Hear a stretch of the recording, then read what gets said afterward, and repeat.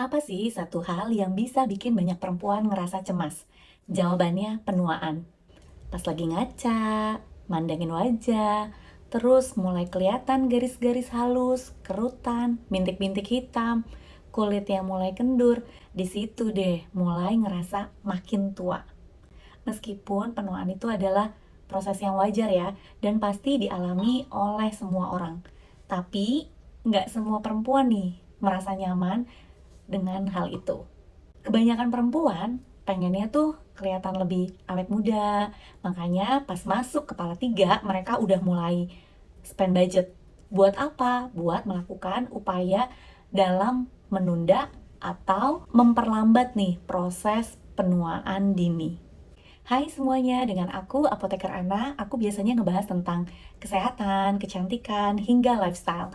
Dan di video kali ini kita akan ngebahas tentang cara memperlambat tanda-tanda penuaan dini dengan memilih bahan-bahan aktif atau kandungan di dalam skincare anti-aging. Pengen tahu dong seperti apa? Jadi pastikan kamu tonton video ini sampai habis ya. Sekarang ini skincare tuh udah banyak jenisnya. Jadi buat yang usia 20 sama 30, kebutuhan itu udah beda-beda. Tentunya kalau yang di usia 30-an, mereka udah mulai cari-cari skincare untuk anti-aging. Skincare anti-aging juga ada banyak pilihannya. Tinggal kita pilih nih yang dirasa cocok dengan kebutuhan kulit kita. Nah, biar nggak salah pilih, meski tahu dulu nih, bahan aktif atau kandungan di dalam skincare anti-aging yang populer digunakan saat ini. Tapi teman-teman, sebelum kita bahas tentang hal itu, aku mau kasih tahu kamu dulu nih, beberapa hal yang bisa mempercepat penuaan dini.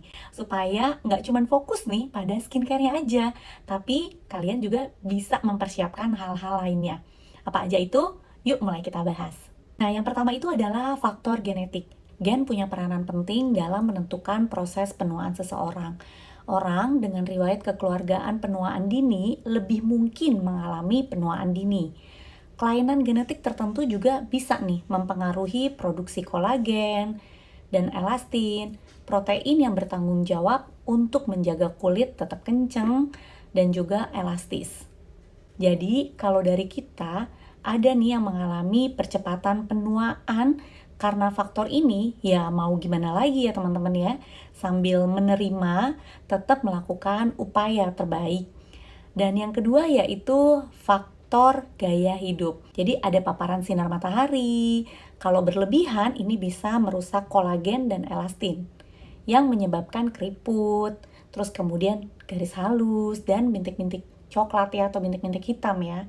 Terus kemudian merokok dan konsumsi alkohol berlebihan ini juga bisa meningkatkan stres oksidatif yang merusak sel-sel tubuh dan mempercepat penuaan tentunya. Terus kemudian kurang tidur, stres, dan pola makan yang nggak sehat nih teman-teman. Ini juga bisa mengganggu keseimbangan hormon dan mempercepat nih penuaan. Kurang olahraga ini juga bisa menyebabkan kelemahan otot, osteoporosis, dan sarkopenia yang membuat seseorang ini terlihat lebih tua. Kalau dari faktor gaya hidup, ada yang masih kamu lakukan nggak? Yuk kurang-kurangi ya dari sekarang. Yang ketiga yaitu faktor lingkungan seperti polusi udara, air, paparan bahan kimia berbahaya seperti pestisida dan asap rokok ini juga bisa merusak kulit, merusak sel-sel tubuh, dan pastinya mempercepat proses penuaan. Sebisa mungkin nih kita memperhatikan faktor-faktor ini ya. Misalnya kalau ada area kita terkena polusi udara, ya jangan lupa pakai masker, jangan sering-sering di luar ruangan, jauhi asap rokok, dan lain sebagainya. Kemudian yang keempat yaitu faktor medis. Jadi penyakit kronis seperti diabetes, kemudian kanker, dan penyakit jantung ini juga bisa menyebabkan stres oksidatif dan peradangan yang mempercepat proses penuaan. Terus kemudian kekurangan vitamin dan mineral seperti vitamin D, vitamin B12, dan zinc itu juga bisa mempengaruhi. Nah, yang terakhir nih adalah penggunaan obat-obatan tertentu seperti steroid ini juga bisa menyebabkan penipisan kulit dan rambut yang bisa membuat seseorang ini terlihat lebih tua. Semoga kita semua bisa selalu dalam keadaan sehat ya teman-teman ya, biar gak cepet nih penuaannya karena faktor medis ini. Nah, itu adalah beberapa faktor yang bisa mempercepat proses penuaan.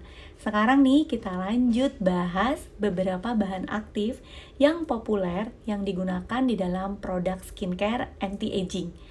Tentunya yang efektif mengurangi tanda-tanda penuaan pada kulit kalian. Kali ini kita akan bahas 5 aja dulu ya. Nah, beserta dengan cara penggunaannya dan kapan digunakannya, serta ada larangannya nggak? Kalau ada, apa aja tuh? Yuk mulai kita bahas. Yang pertama yang kita bahas yaitu retinol. Pasti udah nggak asing dong denger ini, karena lumayan populer sebagai bahan skincare anti-aging. Retinol ini bentuknya itu dari turunan vitamin A yang bisa membantu meningkatkan produksi kolagen, menyamarkan garis halus dan kerutan, serta merangsang pergantian sel kulit. Retinol sebaiknya digunakan pada malam hari ya teman-teman ya, karena paparan sinar UV ini juga bisa merusak kestabilan dari bahan ini. Buat pemula, gunainnya jarang-jarang dulu, dan konsentrasinya pilih dari yang paling rendah, supaya menghindari terjadinya iritasi. Nanti dengan seiringnya waktu, kalian bisa tingkatin frekuensi penggunaannya. Hindari teman-teman penggunaan retinol ini pada kulit yang sensitif atau teriritasi. Dan juga jangan gunakan produk ini atau retinol ini bersamaan dengan produk yang mengandung benzoyl peroxide, karena ini bisa menyebabkan iritasi. Yang kedua yaitu vitamin C.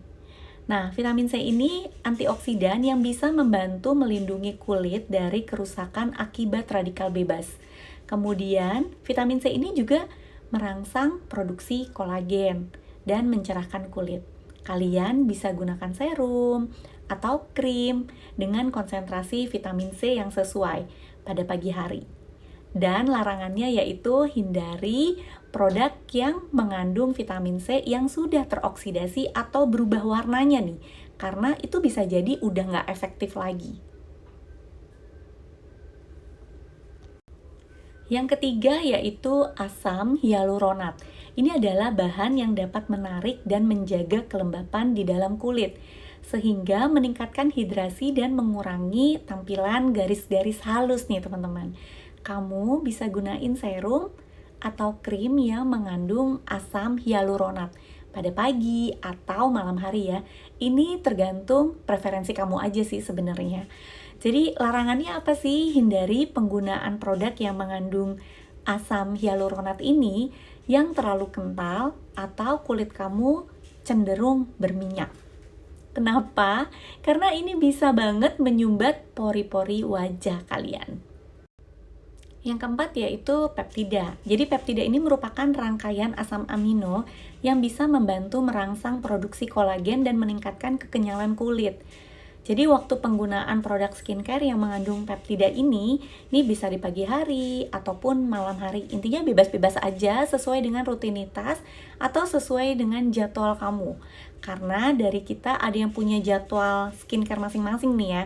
Ada yang pakainya hari Senin pakai apa, kemudian Selasa pakai apa, dan seterusnya ya teman-teman. Nah, hindari penggunaan produk yang mengandung peptida ini dalam kombinasi dengan produk yang mengandung vitamin C ataupun AHA atau BHA. Kenapa? Karena ini bisa mengurangi efektivitas dari peptidanya itu sendiri. Nah, yang kelima yaitu AHA atau alpha hydroxy acid ya. Nah, AHA ini adalah kelompok asam organik yang digunakan dalam skincare buat eksfoliasi kulit. Jadi dia mengurangi tanda-tanda penuaan dan meningkatkan tekstur kulit. Nah, penggunaan AHA ini dalam konsentrasi yang tinggi atau pada kulit yang sensitif ini bisa menyebabkan iritasi, kemudian kemerahan atau sensasi terbakar pada kulit. AHA juga bisa membuat kulit ini menjadi lebih sensitif terhadap sinar matahari dan meningkatkan resikonya kena sunburn ini ya, kalau nggak diikuti dengan penggunaan sunscreen yang memadai. Nah, kamu bisa gunakan produk ini nih teman-teman pada malam hari buat memaksimalkan manfaat dari eksfoliasi. Kayaknya nggak afdol banget ya kalau aku nggak bahas juga tentang larangan penggunaannya.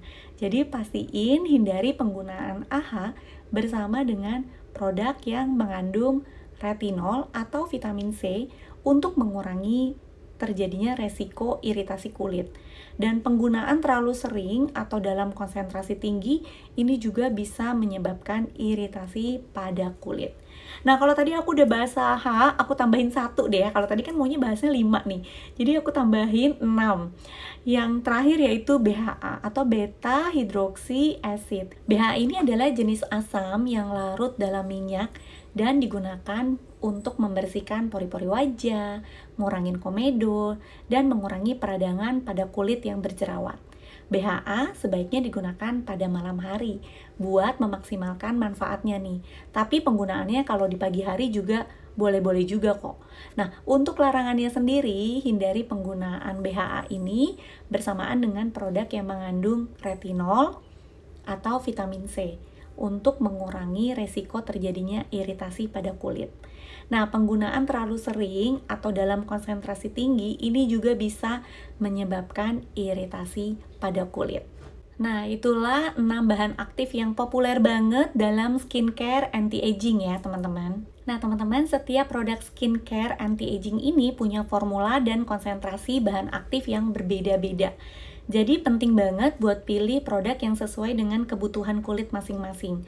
Kalau kamu punya kondisi kulit tertentu atau lagi menggunakan produk perawatan tertentu, mungkin bisa lebih baik konsultasi dengan ahli kulit dermatologi sebelum menggunakan produk skincare yang baru.